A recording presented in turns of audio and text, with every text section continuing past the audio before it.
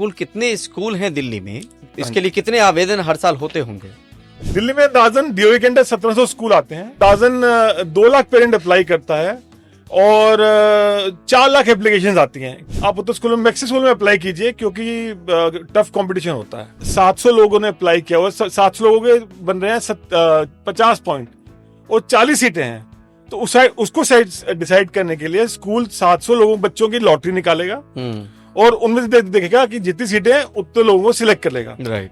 आप सोचिए, आपका बच्चा आज 3 साल का है, अगले 15 साल एक स्कूल में जाना है, सिर्फ बड़े नामों की ब्रांड की विषय में भागिए। आप स्कूल की रेपुटेशन पता कीजिए कि वो होलिस्टिक डेवलपमेंट, बच्चे की ओवरऑल ग्रोथ पे कितना फोकस कर रहे हैं, स्कूल में क्या फैसिलिटीज हैं, स्कूल की रेपुटेशन कैसी है, कोई स्कूल में प्रॉब्लम तो नहीं है किसी चीज की। स्कूल ही मैक्सिमम नेबरहुड को ही प्रेफरेंस देते हैं, तो आप नेबरहुड पे फोकस कीजिए। हर स्कूल में अंदाजन 100 से लेके 150 सीट होती है, कहीं 200 भी होती हैं।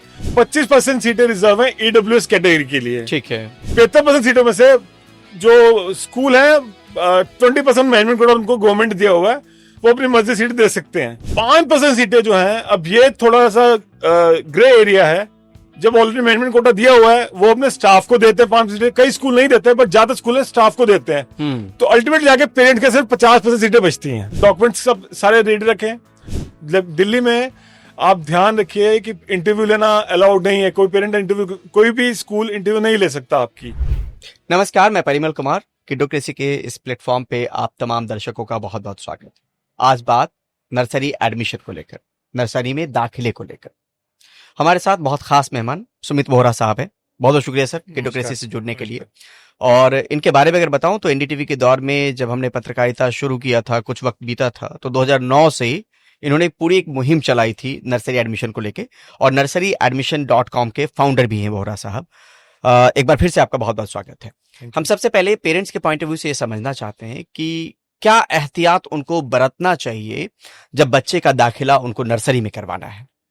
तो पहले मैं स्टार्ट करता हूं कि पेरेंट्स को पहले तो सबसे पहले हर स्कूल की वेबसाइट पे जाना पड़ेगा इंडिविजुअली। मतलब एक तो डी की वेबसाइट पे क्राइटेरिया अपलोडेड है, उससे कुछ नहीं पता लगेगा। जो भी उनके नेबरहुड में स्कूल है घर के आसपास, तो पहले तो वेबसाइट पे जाके देखिए कि सबके पॉइंट सिस्टम क्या है। और हर स्कूल ने एक स्पेसिफिक क्राइटेरिया है, पॉइंट्स दिए हुए हैं जैसे। और पेरेंट्स को पहले वो डॉक्यूमेंट्स रेडी करवाने पड़ेंगे ताकि उनको परेशानी ना हो। हम स्टार्टिंग से आते हैं डॉक्यूमेंट्स को लेके। तो डॉक्यूमेंट्स में एक बच्चे का बर्थ सर्टिफिकेट बहुत जरूरी है और उसकी 3-4 कॉपीज होनी चाहिए, क्योंकि अगर आपका एडमिशन कहीं एक स्कूल में हो जाता है फर्स्ट लिस्ट में और वो आपका शायद फर्स्ट चॉइस नहीं है, तो और सेकंड लिस्ट में अगर आपका नाम आता है वो 4-5 दिन बाद, तो जो स्कूल है वो आपके डॉक्यूमेंट्स वापस करने में टाइम लगाते हैं। तो आप जो जहां पे आपका सेकंड लिस्ट में अगर आपके डिजायर्ड स्कूल में नाम आ जाएगा, तो बच्चे के वो बर्थ सर्टिफिकेट मांगेंगे जिसमें बच्चे का नाम प्रिंट होना चाहिए। तो इसलिए बच्चे के, वो तो आज के एमसीटी की वेबसाइट, पहले मैनुअल था, अब तो वेबसाइट से निकल जाते हैं, तो इसलिए 5-6 कॉपीज निकाल के रखिए। एक आप हर स्कूल का अलग पॉइंट सिस्टम है। जहां पे जिस चीज के पॉइंट दिए जा रहे हैं वहां पे उसके एफिडेविट मांगेंगे। जैसे कि अगर फर्स्ट चाइल्ड है तो उसका एफिडेविट मांगेंगे। डिस्टेंस है उसका अलग अलग, कोई स्कूल एफिडेविट मांगते हैं, कोई प्रूफ मांगते हैं। अब डिस्टेंस के लिए कई स्कूल जो हैं वो तो अपना एरियल डिस्टेंस देखते हैं। हर पेरेंट को हर स्कूल की वेबसाइट जाकर देखना पड़ेगा। कई स्कूल रेडियल डिस्टेंस देखते हैं और कई स्कूल देखते हैं कि बस रूट क्या है। कई स्कूल ने लोकेलिटीज का नाम दिया हुआ है। तो पेरेंट्स को पहले तो वो देखना पड़ेगा कि स्कूल मांग क्या रहे हैं। ठीक है। जिस चीज के पॉइंट मिल रहे हैं उस चीज के डॉक्यूमेंट चाहिए होंगे। अब कई स्कूल नॉर्मली तो आप नोटरी से जो है एफिडेविट बनवा सकते हैं, गर्ल चाइल्ड का, फर्स्ट चाइल्ड का। एक बच्चे का मेडिकल सर्टिफिकेट होना जरूरी है कि उसको कोई डिजीज नहीं है। एक बहुत इंपॉर्टेंट, बच्चे का रिकॉर्ड पूरा वैक्सीनेशन कार्ड का, जब से पैदा हुआ है, वो हर स्कूल मांगेगा। एक आधार कार्ड होना पेरेंट्स का बहुत जरूरी है, सेम एड्रेस का। रेंट एग्रीमेंट कई स्कूल एक्सेप्ट करते हैं, कई नहीं करते। तो और कई स्कूल फैमिली फोटोग्राफ मांगते हैं। सबकी अपनी अपनी रिक्वायरमेंट है। कई स्कूल जेरोक्स मांगते हैं, कई स्कूल ओरिजिनल मांगते हैं। बाकी जब आप स्टार्ट करते हैं तो पहला ध्यान आपको रखना है ऑनलाइन फॉर्म भरते हुए।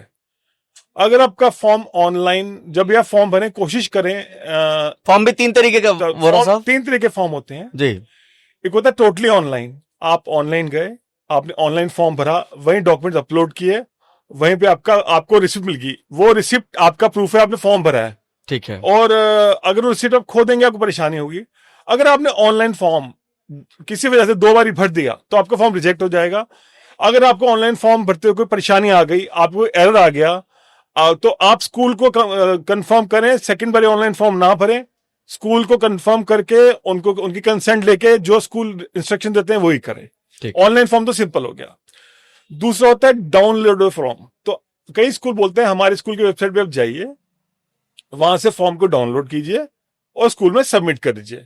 वो डॉक्यूमेंट्स आपको बता देंगे कि कई स्कूल एसडीएम का एफिडेविट भी मांगते हैं। मैं किसी स्कूल का नाम लेना चाहूंगा, लेकिन ज्यादातर स्कूल नोटरी का मांगते हैं, कुछ स्कूल एसडीएम का भी एफिडेविट मांगते हैं, जैसे अलग अलग हो गया। तीसरा होता है फिजिकल फॉर्म। आपको जाना है और स्कूल में जाना है, स्कूल से फॉर्म कलेक्ट करना है, फिर वो डॉक्यूमेंट्स लगा के आपको जमा कर देना है। इसमें भी एक काम कर सकते हैं कि हस्बैंड वाइफ अगर दोनों वर्किंग नहीं है या फिर अगर टाइम निकाल सकते हैं तो 2 अलग अलग, अगर क्योंकि और मिनिमम आपको पेरेंट्स जो है 10 से लेके 50 स्कूल में अप्लाई करते हैं। आपको देखना आप कितने स्कूल में एलिजिबल बन रहे हैं, आप उतने स्कूल में मैक्सिमम स्कूल में अप्लाई कीजिए, क्योंकि टफ कंपटीशन होता है काफी टफ कंपटीशन होता है। तो और जो पेरेंट्स को सबसे बड़ा ध्यान रखना चाहिए, सबसे बड़ा क्राइटेरिया हर स्कूल नेबरहुड को देता है। आप सोचिए आपका बच्चा आज 3 साल का है, उसने अगले 15 साल एक स्कूल में जाना है, तो आप सिर्फ बड़े नामों की ब्रांड की विषय में भागिए। आप स्कूल की रेपुटेशन पता कीजिए कि वो होलिस्टिक डेवलपमेंट, बच्चे की ओवरऑल ग्रोथ पे कितना फोकस कर रहे हैं, स्कूल में क्या फैसिलिटीज हैं, स्कूल की रेपुटेशन कैसी है, कोई स्कूल में प्रॉब्लम तो नहीं है किसी चीज की, तो कोई पास हिस्ट्री तो नहीं है, सब कुछ स्कूल की पूरी आप सर्वे कीजिए।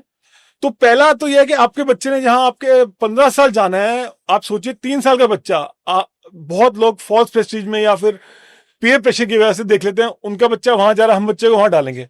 आप भी सोचिए 3 साल का बच्चा अगर 15-16 किलोमीटर ट्रेवल करके सुबह जाएगा, सुबह 7 बजे बस आएगी, तो उसको कब उठना पड़ेगा, 6 बजे उठना पड़ेगा उसको, और वो शाम को कितना थका होगा।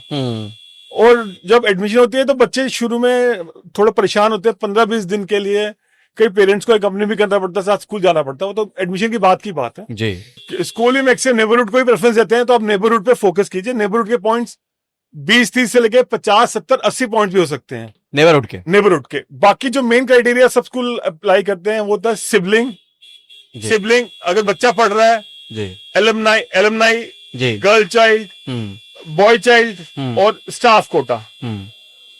तो 25% जो सीट्स हैं टोटल, जो डिवीजन है, हर स्कूल में स्कूल सीट्स वेरी करते हैं। आप एवरेज मानेंगे तो हर स्कूल में अंदाजन 100 से लेके 150 सीट होती है, कहीं में 200 भी होती हैं, बट एवरेज स्कूल, अब कहीं में 50 सीट भी हैं, लेकिन एवरेज हम मान के लेते हैं 100 से 150 सीटें होती हैं। और हम ये भी समझना चाह रहे हैं वोरा साहब कि कुल कितने स्कूल हैं दिल्ली में टोटल, और इसके लिए कितने आवेदन हर साल होते होंगे? दिल्ली में अंदाजन डीओई के अंदर 1700 स्कूल आते हैं, उसके लिए अंदाजन 2 लाख पेरेंट अप्लाई करता है और 4 लाख एप्लीकेशंस आती हैं, क्योंकि एक पेरेंट मल्टीपल स्कूल्स में अप्लाई करता है। सबको पता है कि एडमिशन तो आसान इतना है नहीं, तो पेरेंट्स 10 से लेके, मतलब जो हमने पिछले 15 साल में देखा है, 10 से लेके 50 स्कूल में भी बच्चों ने भी अप्लाई किया है। कई पेरेंट्स का एक जगह पे भी नहीं हुआ और कई पेरेंट्स का 7 स्कूल में भी हो गया। वो तो बहुत कम होता है कि 7 स्कूल में हो जाए। तो मैं पहले सीटों की बात कर रहा था जी। तो एवरेज जो है वो 100 पॉइंट्स होते हैं एक तो हर स्कूल में, वो पॉइंट डिवीजन में होते हैं, नेबरहुड, सिबलिंग, एलुमनाई और गर्ल चाइल्ड, फर्स्ट चाइल्ड। उसके बाद जो सीटों का बंटवारा है वो ऐसे है, 25% सीटें रिजर्व है ईडब्ल्यूएस कैटेगरी के लिए, ठीक है, जो होता है सबको पता है ईडब्ल्यूएस डीजी कैटेगरी। 75% सीटों में से जो स्कूल है 20% मैनेजमेंट कोटा उनको गवर्नमेंट दिया हुआ है, वो अपनी मर्जी सीट दे सकते हैं, ठीक है। 5% सीटें जो हैं, अब ये थोड़ा सा ग्रे एरिया है, जब ऑलरेडी मैनेजमेंट कोटा दिया हुआ है वो अपने स्टाफ को देते हैं 5 सीटें, कई स्कूल नहीं देते बट ज्यादा स्कूल है स्टाफ को देते हैं, तो अल्टीमेटली जाके पेरेंट्स के सिर्फ 50% सीटें बचती हैं जनरल कैटेगरी में। तो पेरेंट्स से बात का ध्यान रखें कि जब अप्लाई करते हुए मैक्सिमम स्कूल में अप्लाई करें, अपने घर के आसपास स्कूलों को प्रेफरेंस दें, और अगर स्कूल जरूरी नहीं आपका एडमिशन वहां पे हो जाएगा, अगर जहां पे एलिजिबल है वहां पे अप्लाई जरूर करें, और डॉक्यूमेंट्स सब सारे रेडी रखें। और बाकी जब आप एडमिशन आपका जब एक बारी फॉर्म सबमिट कर देंगे, उसके बाद जिसके तो पॉइंट्स होंगे मैक्सिमम, उसको मिल जाएगा डायरेक्ट एडमिशन। उसके बाद क्या होता है कि जैसे किसी का बच्चा है, उनके पॉइंट्स हैं 40 और किसी के 50, किसी के 60, किसी के 70, तो 70 वाले को तो पहले एडमिशन मिल जाएगा, 50 को मिल जाएगा, 60 को मिल जाएगा। 40 पे क्या होगा? 40 पे हम देखेंगे कि 700 बच्चा है 40 में, वो सीटें सिर्फ 40 हैं या 30 सीटें बची हुई हैं, तो उसको कैसे निकालेंगे? उसके लिए स्कूल लॉटरी करते हैं, उसको बोलते हैं ड्रॉ ऑफ लॉट्स। उससे पेरेंट्स का जाना जरूरी नहीं होता जब तक स्कूल मेंशन ना करे कि आपका आना जरूरी है। हाँ, तो पेरेंट्स का जाना जरूरी नहीं होता। ड्रॉ ऑफ लॉट्स ज्यादातर स्कूल ट्रांसपेरेंट करते हैं, पेरेंट्स से पब्लिक निकालते हैं। कोशिश कीजिए, अगर आप प्रेजेंट है तो बहुत अच्छा है, क्योंकि कुछ लोग, कई स्कूल हेराफेरी भी करते हैं। हमने पिक्चर बनाई थी, हिंदी मीडियम में दिखाया था। लेकिन अगर कोशिश करें जा सकते, ठीक है। अगर आपको क्लैश हो रहा है तो जो आपका फर्स्ट प्रेफरेंस स्कूल है वहां जाइए आप। तो ड्रॉ ऑफ लॉट्स में जब when the number of seats are less than number of vacancies, कि जैसे 700 लोगों ने अप्लाई किया हुआ, 700 लोगों के बन रहे हैं 50 पॉइंट और 40 सीटें हैं, तो उसको डिसाइड करने के लिए स्कूल 700 लोगों बच्चों की लॉटरी निकालेगा और उनमें से देखेगा कि जितनी सीटें हैं उतने लोगों को सिलेक्ट कर लेगा। राइट। और कई स्कूल में जिनके बच्चों के ट्विंस हैं, उनका बाय डिफॉल्ट कई स्कूल में ये रूल होता है, अगर एक बच्चे की पर्ची में निकल आई तो उससे दूसरे बच्चे को ऑटोमेटिकली सिलेक्ट कर लेते हैं। हाँ जी। तो बाकी जब आप फॉर्म सबमिट कर दें, सब कुछ कर दें, सारे एक फाइल बनाए, अपनी रिकॉर्ड बनाए अपना, और जो टोटल आपके वैक्सीनेशन कार्ड हैं उनकी जेरॉक्स निकालें। और बहुत पेरेंट्स जो हैं वो रेंट एग्रीमेंट बनवाते हैं, तो रेंट एग्रीमेंट सब स्कूल, और बहुत स्कूल 2 एड्रेस प्रूफ मांगेंगे आपसे। तो आधार कार्ड बच्चे का, पेरेंट्स का एक एड्रेस का होना चाहिए। अलग अलग एड्रेस का होगा तो स्कूल रिजेक्ट कर देंगे कि आपने गलत एड्रेस दिया है एडमिशन के लिए। आमतौर पे गलतियां कुछ करते हैं पेरेंट्स, ऐसा कुछ देखा है आपने जो एक नॉर्मल गलतियां हो जाती? पेरेंट्स गलतियां करते हैं, कई बार फॉर्म ठीक से भरते नहीं है और फॉर्म उनका रिजेक्ट हो जाता है। दूसरा वो कई बार पेरेंट्स जो है वो पुट डॉक्यूमेंट साथ में लगाते, वो देखते नहीं है कि एफिडेविट क्या कितने लगाने थे या क्या लगाने थे। और फोटोग्राफ अगर अपलोड की जा रही, कई पेरेंट्स को अपलोड करनी नहीं आती, कि फोटोग्राफ अगर अपलोड करने की तो पेरेंट्स गलत फोटो अपलोड कर देते हैं, अपलोड होती नहीं है। तो स्कूल लिखते हैं कि आप इतने रेजोल्यूशन में फोटो अपलोड कीजिए, जो ऑनलाइन फॉर्म है। ये सब बहुत माइन्यूटली तो ये सब बहुत माइन्यूटली से देखना पड़ेगा। बस पेरेंट्स को अच्छे से पढ़ना, सब कुछ एक बारी स्कूल के उसमें, जो भी हर स्कूल का अलग क्राइटेरिया, हर स्कूल की अलग डिमांड है। तो आप किसी एक पर्टिकुलर स्कूल को देख के, और कई जब एफिडेविट बनवाते हैं, कई स्कूल बोलेंगे आपको कि स्कूल का नाम लिखना चाहिए एफिडेविट पे, चाहे वो गर्ल चाइल्ड का है। एफिडेविट किसका बनवाना है? जिसके पॉइंट्स मिल रहे हैं। अगर आपकी गर्ल चाइल्ड नहीं है, आपको एफिडेविट नहीं बनाना गर्ल चाइल्ड का, अगर पॉइंट्स नहीं बनाना। अच्छा, मोटे तौर पे सुमित जी, ये पॉइंट किस किस का है? ऐसे नॉर्मल हम मान ले तो गर्ल चाइल्ड, नेबरहुड के मैक्सिमम पॉइंट्स, नेबरहुड, हाँ, सिबलिंग के होते हैं, हाँ। क्योंकि सेम बच्चा अगर स्कूल में है तो पेरेंट्स के लिए सहूलियत है बहुत ज्यादा। ठीक है। एलुमनाई जो स्कूल से पढ़ा हुआ है, ठीक है। और स्टाफ कोटा, और बाकी गर्ल चाइल्ड भी हाँ। कई लोग देते हैं अपना। कुछ स्कूल्स हैं जो पेरेंट्स के अचीवमेंट पे पॉइंट्स देते हैं, मैं स्कूल का नाम लेना चाहूंगा। और कई स्कूल हैं पेरेंट्स का बैकग्राउंड क्या है वो प्रोफाइलिंग करते हैं। दिल्ली में आप ध्यान रखिए कि इंटरव्यू लेना अलाउड नहीं है, कोई पेरेंट इंटरव्यू, कोई भी स्कूल इंटरव्यू नहीं ले सकता आपकी। तो इसलिए जब तक आपका बच्चा स्कूल में स्कूल में नहीं जाता, तब तक बच्चे को नहीं बुलाया जा सकता। दिल्ली में रूल है, स्ट्रिक्ट रूल है, तो इस बात का ध्यान रखिए आप जी। तो ये मोटी मोटी चीजें हैं।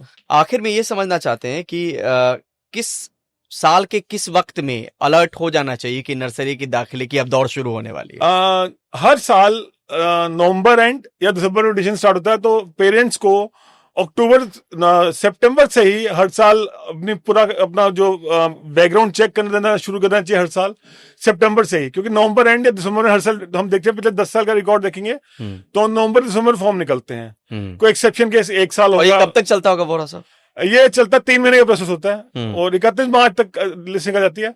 बाकी पेरेंट्स को मैं एक चीज और बोलना चाहूंगा कि वो डिस्करेज हतोत्साहित ना हो, क्योंकि जो अच्छे स्कूल्स हैं, जो ट्रांसपेरेंट स्कूल्स हैं, मैं किसी स्कूल का नाम लेना चाहूंगा, वो लास्ट डेट के बाद तक भी अगर वैकेंसी होती है तो अब जहां मेरी बिटिया पढ़ती है, मैं स्कूल का नाम नहीं जाऊंगा किसी का, वो स्कूल भी वो एंड तक लिस्ट निकालते रहते हैं, चाहे आपकी फर्स्ट लिस्ट सेकंड लिस्ट की डेट होती है, उसके बाद उनकी वैकेंसी जैसे होता क्या है कि पेरेंट्स मल्टीपल स्कूल में अप्लाई करते हैं, पेरेंट्स ने 5 सीटें ब्लॉक कर ली, उनको एडमिशन एक जगह लेना है, वो जो एडमिशन एक जगह ले लेते हैं तो 4 सीटें खाली हो जाती हैं। ये प्रोसेस चलते चलते चलते पेरेंट्स अपनी प्रेफरेंस के हिसाब से स्कूल चेंज करते रहते हैं, एंड में जाके वैकेंसीज बहुत स्कूलों में बच जाती हैं।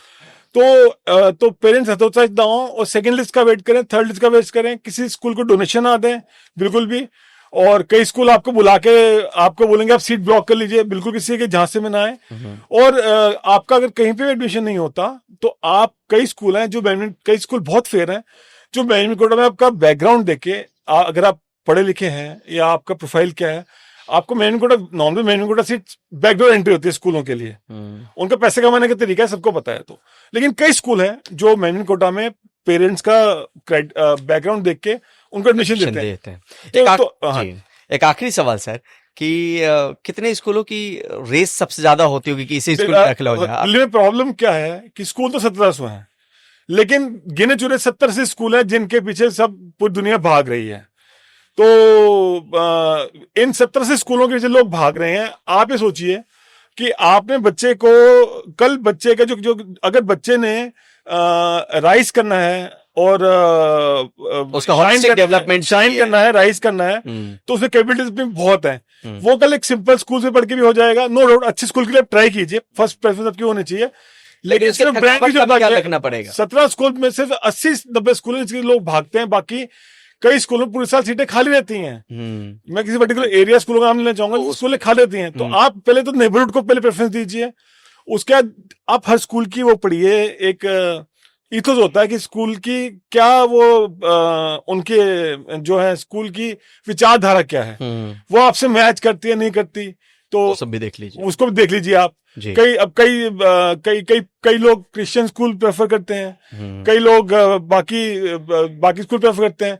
तो जो स्कूल की इथोस है वो पढ़िए वेबसाइट पे, और उस पे जाके देखिए कि आपकी क्या प्रेफरेंस है। बहुत बहुत शुक्रिया वोहरा साहब, ये समय निकालने के लिए, वक्त देने के लिए और समझाने के लिए, खासतौर पे पेरेंट्स को कि उनकी राह कैसे आसान हो सकती है जब अपने बच्चे का दाखिला वो नर्सरी में चाहते हैं, तो किन किन चीजों का ख्याल रखना जरूरी है और किन चीजों को देखकर हतोत्साहित नहीं होना है। और खासतौर पे ये भी ख्याल रखना है कि सिर्फ नामचीन स्कूल जरूरी नहीं है, अगर वो घर से बहुत दूर है तो फिर आपका बच्चा बोझिल महसूस करेगा। जिस बस्ते की बोझ की बात हम कर रहे हैं वो दूरी उसके लिए बोझिल होगी, तो वो घर पे शायद पढ़ाई नहीं कर पाएगा। तो इस बात का भी ख्याल आप जरूर रखें।